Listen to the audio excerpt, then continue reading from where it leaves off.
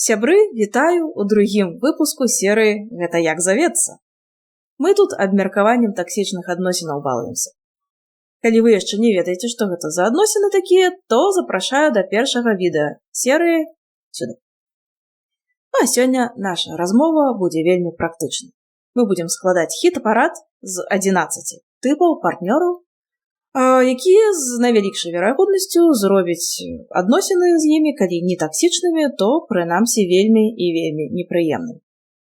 Тут варта заўважыць, што гаворка ідзе не толькі пра адносіны сужонскія ці рамантычныя. Токсіка можа быць і сябар, і суседка, і калега, і бацькі, і прадавачка ў краме, хто заўгодна. З некаторымі з іх мы, на шчасце, сустракаемся вельмі зрэдку і на кароткі час. А вось некаторыя займаюць вельмі вялікія часткі нашага жыцця і маюць на нас вельмі моцны ўплыў. Вось давайце тады і пагаворым, што гэта за людзі такія, што яны такога робяць, што жыць і нават знаходзіцца разам з імі, мякка кажучы, непрыемна. Перш чым пачаць, нагадваю пра падпіску на канал, лайкі і каментарыі. Дзякуй. А цяпер праранжыруем сяброў нашых токсікаў ад найменш да найбольш небяспечных. Зразумела, тут пазіцыі вельмі умоўныя, і нават тыя, хто ў гэтым спісе будзе на апошнім месцы, яны могуць таксама вельмі добра атруціць жыццё. І спіс у нас не вельмі вялікі і не поўны, усяго 11 пазіцый, а калі вы яшчэ нейкіх токсікаў ведаеце, то пішыце ў каментарах. А мы пачынаем. Наш хіт-парад адкрываецца пачэснай 11 пазіцыяй, а на ёй нытік. Падаецца, не самы небяспечны тып, але атруціць жыццё можа нараз. Гэта чалавек, які бачыць выключна ўсё дрэннае, цяжкае і непрыемнае ва ўсім і ва ўсіх. Прывядзіце яго на самы круты курорт, дайце самую лепшую працу, карміце самымі смачнымі стравамі, ён усё роўна знойдзе на што паскардзіцца. Ён будзе ныць, бурчэць, всякае такое. А змест ныцця, дарэчы, можа гадамі і нават дзесяцігоддзямі не змяняцца.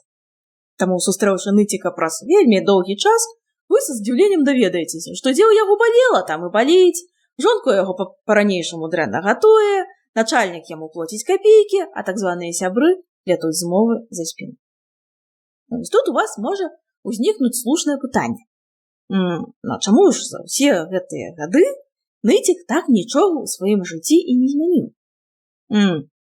Пытанне класнае, толькі упасі вас Бог яго задаць ныціку.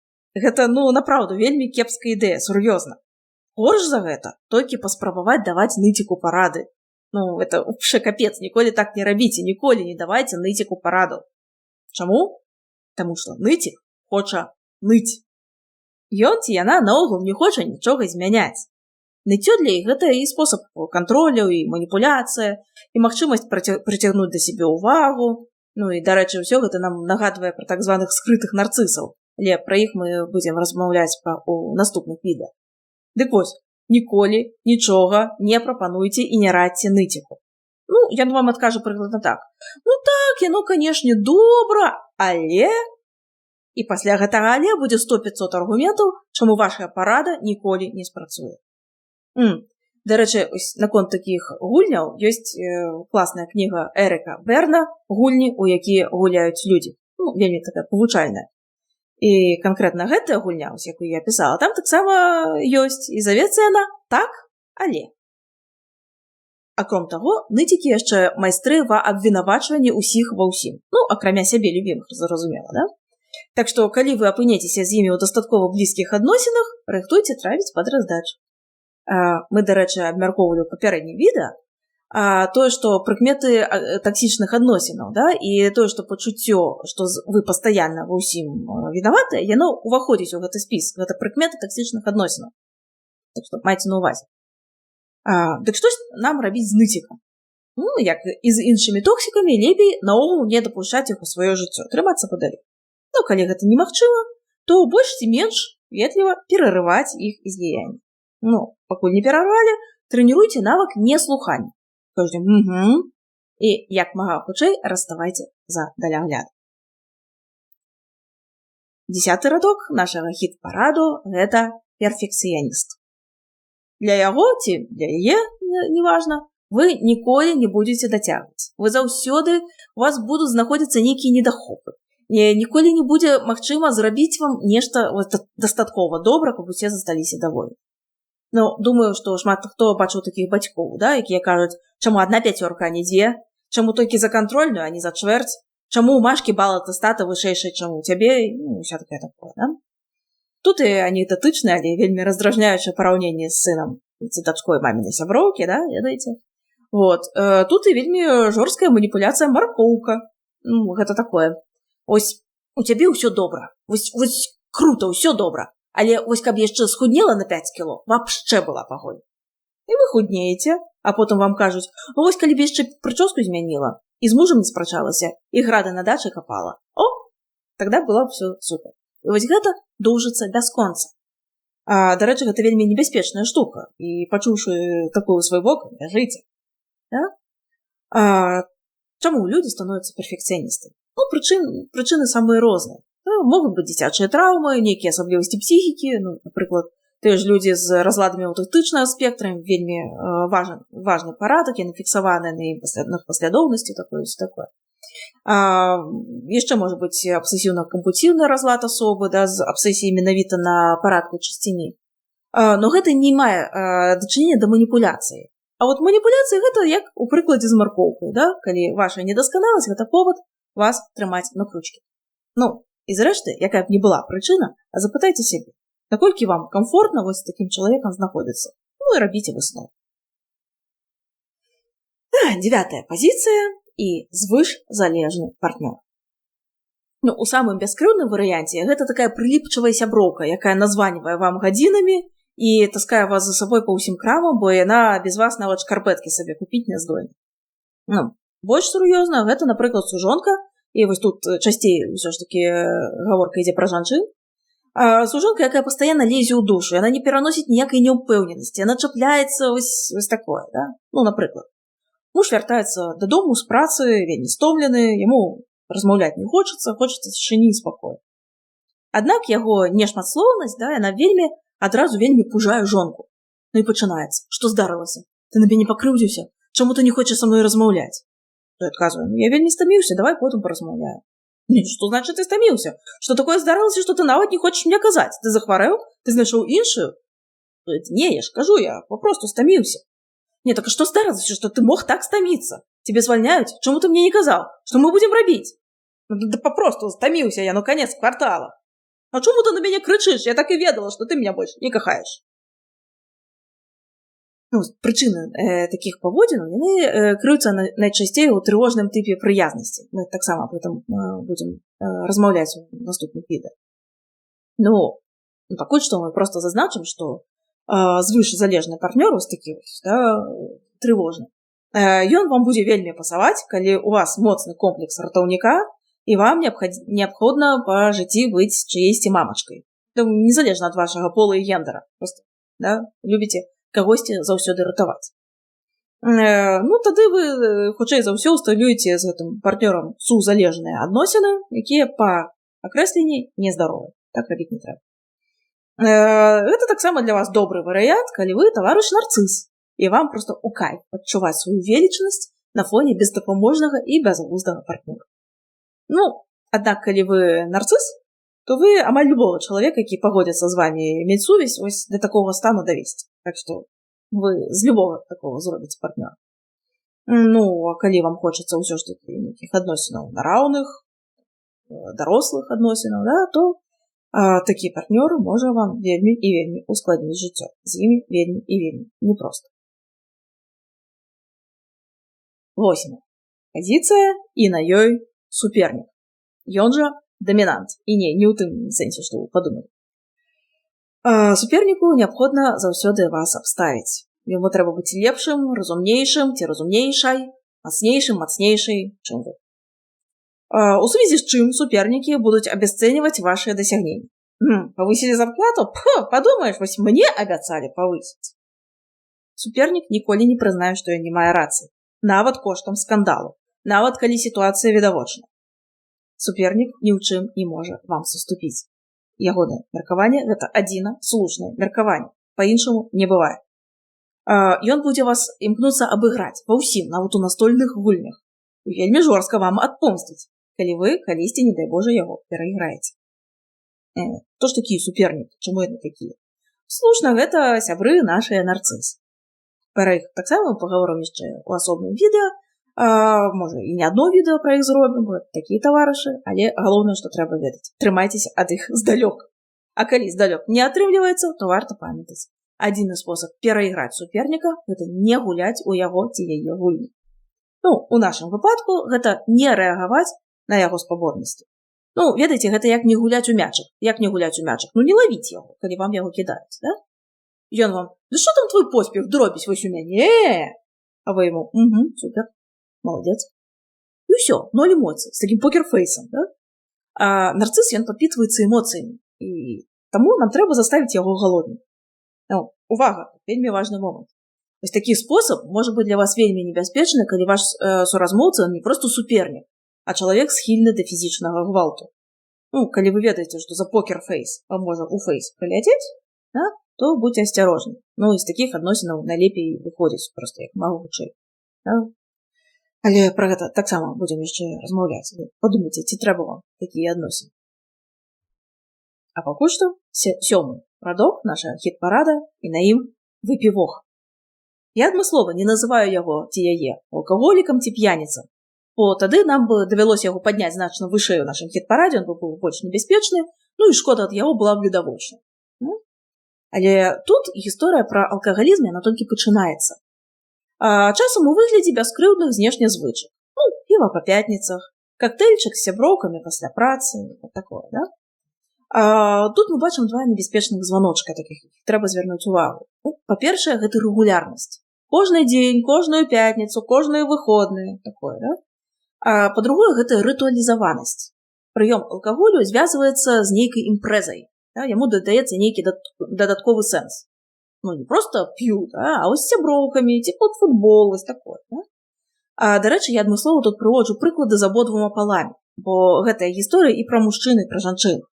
У жанчын, дарэчы, ёсць уже такая небяспека вось у плане алкаголю, да, што усялякія коктейльчыкі, лікёрчыкі, да, яны ў нашай культуры традыцыйна лічацца жаночымі алкагольнымі напоямі, і яны смачныя, яны салодзенькія, да. Мы іх п'ем і вельмі лёгка забываеце, што гэта алкаголь. А гэта не адмяняе залежнасці, на гэта вельмі лёгка падсесці. Да? Дык вось, што рабіць з выпівохам? Не чакаць, пакуль ён ператворыцца ў алкаголіка. Тут вельмі важны званочак яшчэ вось які, што чалавек не кідае піць, нават калі гэта пагаршае вашы адносіны. Аб гэтым мы, дарэчы, у папярэднім відэа таксама казалі, паглядзіце, калі не бачыце. То бок выпіўка становіцца вышэй за іншыя патрэбы, яго самого ці яе самой, ці чужыя патрэбы. Вось вы яго просіце: «Калі ласка, дапамажы мне ў пятніцу, мне трэба з'ездзіць да мамы ў шпіталь». А ён вам: «А ў мяне піва з сябрамі, выбачай». Гэта вельмі вялікая чырвоная лямка, бяжыце. Бо гэта ўжо залежнасць. Пакуль 6-й радок, і на ім абвінаваўца. Мы казалі таксама ў папярэднім відэо, што гэта прыкмета таксічных адносінаў. Вы заўсёды ва ўсім вінаваты. Нават калі відавочна, што накасячыў ваш партнёр ці ваша партнёрша, ці нават нехта іншы, трэці, ці проста абставіны так складзіся. Вы вінаваты, што цягнік затрымаўся. Я ж табе казала ляцець самалётам. Хаця, можа, і не казала, але не дай Божа, вы скажаце, што яна гэта насамрэч не казала. Вы вінаваты ў тым, што сяброўка кінула вас на грошы. А чаго ты такая сквапная, толькі пра грошы і думаеш? Вы вінаваты, што ваш калега, напрыклад, не здаў ператэстацыю нейкую. Мог бы мне і дапамагчы падрыхтавацца. Ці я не прасіла ні пра якую дапамогу. На асобны такой выпадак вельмі жорсткія вінаваўцы, гэта, на жаль, нашы бацькі у дачыненні да дзяцей. Давайте пра гэта, можа, крыху падрабязней скажам. Бацькі могуць абвінавачваць нас напрамкі. Могуць казаць: «Калі б я б табой не зацяжарыла, я б не была вымушаная выходзіць замуж за твайго бацьку, якога я не кахала». Такі шлюб па залёту. «Калі б ты не раўла ночы напралёт, бацька бы ад нас не сышоў. Калі б цябе не было, я б пасля разводу зноў выйшла замуж. А так, каму я з прычэпам патрэбная? То бок вы на хвілінчку прычэп». Бываюць абвінавачванні больш цьмяныя, такія, што як бы напрамкі нічога не гаворацца. Напрыклад, Некаторыя таксічныя маці прямо з такой асалодай, да, жывапісуюць дзецям пакуты родаў, калі гэтыя дзеці нараджаліся, да. Там і колькі гадзінаў, як там дзе хто парваўся, які быў крывацёк, якая там была рэанімацыя, вось гэтыя ўсе падрабязнасці. Падтэкст: вось як ты мяне знявечыў ці знявечыла. Ці бацька кажа дачцэ: я ўсё жыццё марыў пра сына, а нарадзілася ты. Ну, то бок дзяўчына вінаватая ў тым, што яна дзяўчына. Ну і дакупа яшчэ адказная за рашэнне бацькоў больш дзяцей не мець. Бінга. Ці вось, напрыклад, такое. Дзеці, якія маюць няшчасце нагадваць аднаму з бацькоў былога мужа ці жонку. І тады пачынаецца: ты гэткі ж, як твой бацька казёл, ты такая ж істэрычка, як твая маці. Ну, вось такое, да? Альбо гэтага нават не кажуць напрамкі, але ставяцца да дзіцяці, як да былога мужа ці былой жонкі. І бачаць яго ці яе недахопы, нейкія негатыўныя рысы характару, і, адпаведна, адчуваюць тыя эмоцыі, якія былі адресаваны, ну, напрыклад, мужу былому, да, і раздражненне, злосць, разачараванне, якое не былі прагавораныя яму выказаны, да, а зліваецца на дзіця. У выніку людзі растуць з паталагічным пачуццём віны, якая называецца экзістэнцыяльнай віной. То бок гэта віна за існаванне. Проста за тое, што я жыву. За тое, што я такога полу, а не іншага полу. За тое, што ў мяне такі характар і тэмперамент, а не іншы. Ну, за знешнасць, за тое, што я кагосьці знешне нагадваю і так далей. Вось, і чаму я на гэтым вось так падрабязна спыняюся? Да? Бо я хачу да вас данесці да ўсіх тых, хто вось такія словы альбо такое стаўленне да сябе адчуваў, вельмі важна. Вы не вінаватыя. Магчыма, вам гэта ўжо казалі. Магчыма, вы пачуеце гэта ўпершыню. Але гэта важна — пачуць, адчуць і прыняць. Нікога, ніколі нельга абвінаваціць у тым, на што ён ці яна не меў ці не мае ніякага ўплыву. Чаго ён ці яна не маглі кантраляваць. І ва што ніхто не ўкладаў ніякіх злых інтэнцый. Таму вы не вінаватыя у тым, што жывёце, што вы жанчына ці мужчына, кагосьці нагадваеце і так далей. Ну, а калі, можа, вы саміх сябе злавілі на тым, што вось так ставіцеся да сваіх дзяцей, то давайте ўжо спыняцца. Валіць з хворай галавы на здаровую, перакладаць адказнасць за вашы дарослыя рашэнні і выбары на дзіця, ну, гэта, як мінімум, несумленна і жорстка. Ну, карысці гэта таксама нікому не прыносіць. Да? Свае праблемы трэба вырашаць самім, а не за конт іншых. Да? Ось, і ад гэтага усе толькі выйграюць. Ну, а мы едзем далей на 5-й радок і сустракаем на іх кантралёра. З кантралёрам есть такая пастка. Кантроль вельмі лёгка пераблытаць з любоўю. Асабліва, калі гэта пачатак адносінаў, да, у прыватнасці да кантролю схільны ўжо згаданыя намі нарцысы і псіхапаты. Вось там татальны кантроль — гэта іхняя фішка. Да? І што вельмі небяспечна, яны ж, псіхапаты і нарцысы, на пачатку адносінаў умеюць стварыць настолькі класны фасад, што вы быццам трапляеце ў казку. Да? Тут і поўнае паразуменне, і душа ў душу, і адчуванне, што вось яна моя другая палавінка, і мільярд знакаў увагі. Усе сяброўкі знемагаюць ад зайздрасці, а вы быццам трапляеце ў рамантычны фільм. І за ўсёй гэтай прыгажосцю вельмі цяжка заўважыць такія трывожныя званочкі кантролю, якія потым, калі фаза ідэалізацыя скончыцца, яны сябе праявяць у поўны рост. Ну, напрыклад, што ён пастаянна піша і пытаецца, дзе я, з кім я, калі мы сустрэнемся і гэтак далей. Ён жа жыць без мяне не можа. Увага, гэта небяспечна. Ён будзе заўсёды вам гэта пісаць. Ну, ці нават ці такое. А вось вы дамовіліся з сяброўкай на каву. А ваш каханы пра гэта даведаўся і кажа: «Вой, а я нам на гэты час столік у самым класным рэстаране замовіў. Ну, што там твая сяброўка? Гэта ж такая магчымасць класная пайти ў рэстаран. Да, там трэба у гэтым рэстаране замаўляць за паўгады столік, а я вось дзеля цябе са скуры вон выйдзеш і замовіў». Ну, вы ідзіце ў рэстаран, а не з сяброўкай. Ён вырашае, куды і з кім вы пойдзеце. Нават калі гэта рэстаран. Ці вось ваша дзяўчына, вы з ёй не жывеце, звоніць вам у 3 часы ночы. Вы такі, што здарылася, такая паніка, да? А яна слухае такую класную песню зараз пачула, і яна так класна адпавядае нашым пачуццям. І вы такой, што? А чаму я вінен зараз слухаць гэту песню? Гэта 3 часы ночы, а гэта кантроль вашага часу. Яна вырашае, будзеце вы спаць уначы ці слухаць песню. Ну, яшчэ ёсць, напрыклад, фінансавы кантроль. Ваши фінансы кантролюеце не вы, а ваш каханы, каханая, бацькі, босс, хто заўгодна. Пра кантроль мы яшчэ крыху пагаворым асобна, можа. Калі у вас есть пытанні, дадаткі ці некаторыя сітуацыі, у якіх вы не можаце зразумець гэта кантроль, ці штосьці іншае, ці ўсё-такі каханне, то пішыце ў каментарах, будзем разам разбірацца. А цяпер пагаворым пра галоўнае адрозненне кантроля ад любові. Глядзіце, кантроль гэта заўсёды пра недавер. Я не ведаю, чаго ад цябе чакаць. Я думаю, што ты можаш зрабіць нешта, што мне не спадабаецца. Ну, напрыклад, захочаш сысці з адносінаў. І я пазбаўляю цябе такой магчымасці. А любоў ці каханне гэта заўсёды пра давер. Я цябе люблю, кахаю, значыць, я табе давяраю. Ну, значыць, я не маю патрэбы цябе кантраляваць. І яшчэ вельмі важная штука. Кантроль ён заўсёды працуе на карысць кантралёра.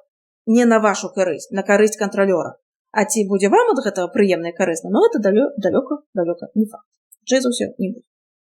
Рабіце высновы. На пакуль 4-й радок, і на ім ілгун і здрайца.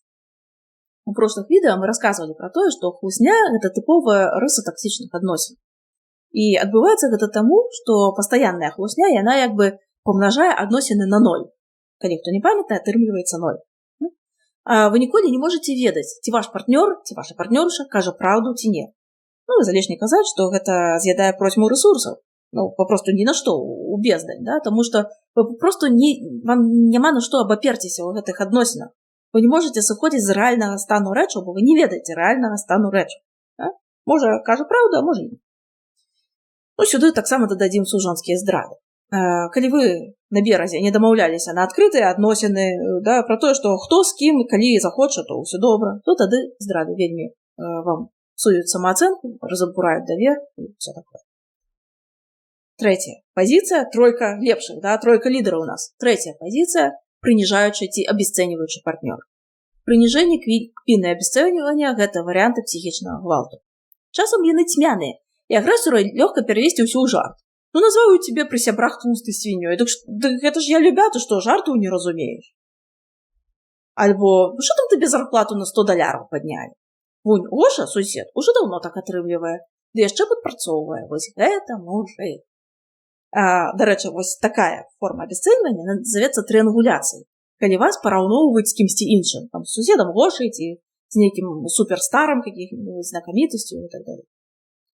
Такія прыёмы яны разбураюць нашу самаацэнку, аднімаюць нашу годнасць. У нас ствараецца такое ўражанне пра сябе, што мы нічога не вартыя, нічога не ўмеем, ні на што не здольныя. І гэта запросто можа прыводзіць да дэпрэсіі і нават думак пра самагубства. Перажыцеся, да? Ну, бо навошта жыць, калі я вось такі нікчэмны, да? Акрамя таго, гэта ускладняе для вас магчымы выхад з адносінаў з агрэсарам. І, дарэчы, гэта іх прычына, чаму яны так робяць. Ну, бо калі нам гадамі ўнушаюць, што мы нічога не вартыя, што мы рабіць нічога не ўмеем, грошам зарабляць не можам, наогул тупыя лянівыя рукі нас з аднаго месца растуць, ну, значыць, наогул што? Вось, літаральна. Усе вакол лепшыя за нас. А што гэта значыць? Што ніхто, акром агрэсара, не пагодзіцца мець з намі справу. Гэта ж, ну, такі наш агрэсар, да, который нас абесцэньвае, нас вось як крыш на сябе ўзваліў і цягне, да, па жыцці. Ну, зразумела, што гэта ўсё неправда, да? І ад гэтага мыслення трэба пазбавіцца, калі вы хочаце з такіх адносінаў усё ж такі выйсці. Другі пункт. Другі радок нашага хіт-параду. І на ім граната, чалавек-граната, альбо чалавек-аб'юзер. Гэтая граната, яна выбухае з нагоды і без яе. Не так сказалі, не тое, не тым тонам, не так паглядзелі, не так павярнуліся, скандал. Чалавек-граната, незалежна мужчына ці жанчына, выходзіць з сябе, пачынае вас біць, абражаць, крыць матам, лаяцца ці, напрыклад, дэманстратыўна ігнараваць. Найгоршае ў усім гэтым тое, што гранаце не патрэбная нагода з вашага боку, каб усё гэта рабіць, да? У яго ці яе, можа быць, ну, проста дрэнны настрой. Адпаведна, і гэта важна, у ахвяры няма нейкай слушнай стратэгіі для таго, каб гвалту пазбегчы. Вот няма спосаба зрабіць нешта вось такое і так, каб усё вырашылася добра, каб усе засталіся задаволены. Мы, можа, чулі пра такія станы, ён завецца вывучаная бездапаможнасць. Да калі ахвяра гвалту нават не спрабуе неяк выратавацца. Так вось ён пачынаецца менавіта тут, калі няма стратэгіі пазбягання гвалту, няма што рабіць. Да? Вось, карацей, нам такого не трэба, не талеруйце гвалту свой адрас ні ў якім выглядзе. Ну і першае месца – гэта маніпулятар. Пра маніпуляцыі мы размаўлялі ў папярэднім відэа, таксама, калі не глядзелі, паглядзіце, а тут нагадаю, што маніпуляцыі змяшчаюць прамую камунікацыю. Іх задача не заставіць вам выбару, акрамя таго, каб зрабіць тое і так, як хоча маніпулятар.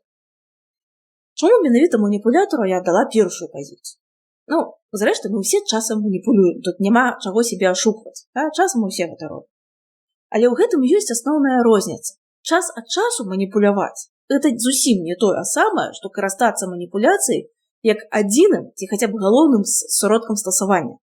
Ну і на першым месцы ў нас менавіта такі чалавек, які робіць гэта пастаянна. А значыць, што? Значыць, ён не здольны ці не здольная да іншых сродкаў камунікацыі, не можа казаць напрамкі. Ну, трэба заўсёды маніпуляваць. Ну, а калі чалавек паталагічны маніпулятар, гэта значыць, што ў яго няма такой штукі, як эмацыянальная эмпатыя. Ну, яны папросту не здольны адчуваць тое, што адчуваеце вы, напрыклад, калі вамі маніпулююць. Не разумеюць і не адчуваюць вашага болю, не здольныя для спачування, пяшчоты, такой шчырай падтрымкі і гэтак далей. Ну і цяпер наступны крок у нашай маленькай дыягностыцы. Калі гэта паталагічны маніпулятар без эмпатыі, то гэта альбо нарцыс, альбо псіхапат. То бок людзі з сацыяльным альбо нарцысічным разладам асобы. І гэта людзі з дыягназам. Да? А калі гэта так, то да маніпуляцыі дадасца і агрэсія, і абесцэньванне, і ігнор, і паталагічная рэўнасць, і зайздрасць, і канкурэнцыя, і кантроль, і залежнасці усялякія, да? Потому што нарцысічны разлад, ён вельмі камарбідны, то бок вельмі часта ідзе ў адным флаконе з залежнасцямі. Карацей, вы атрымаеце ўвесь спіс вось тых, каго вам аказалі, ў адным флаконе. Зараз. Да? Таму, калі ласка, беражыцеся з такіх людзей. Вось. Такі вось у нас хіт-парад атрымаўся. Можа, вы ведаеце яшчэ нейкія тыпы, якія могуць сапсаваць жыццё? Можа, кагосьці мы што тут не назвалі? Можа, вы ведаеце яшчэ нейкія тыпы людзей, якія могуць сапсаваць жыццё? Можа, кагосьці мы тут не назвалі? Можа, вы раптам пазналі сваіх блізкіх, сяброў, можа, нават сябе саміх у нашых такіх партрэтах. Ну, тады пішыце і будзем ствараць свае ўласныя хіт-парады токсікаў. А таксама не забывайце пра лайкі, распаўсюд гэтага відэа, можа, хтосьці яшчэ не ведае пра таксічныя адносіны, а вы ім раскажыце, пакажыце гэтае відэа і будзем праводзіць дэтокс разам. Бо гэта мае сэнс.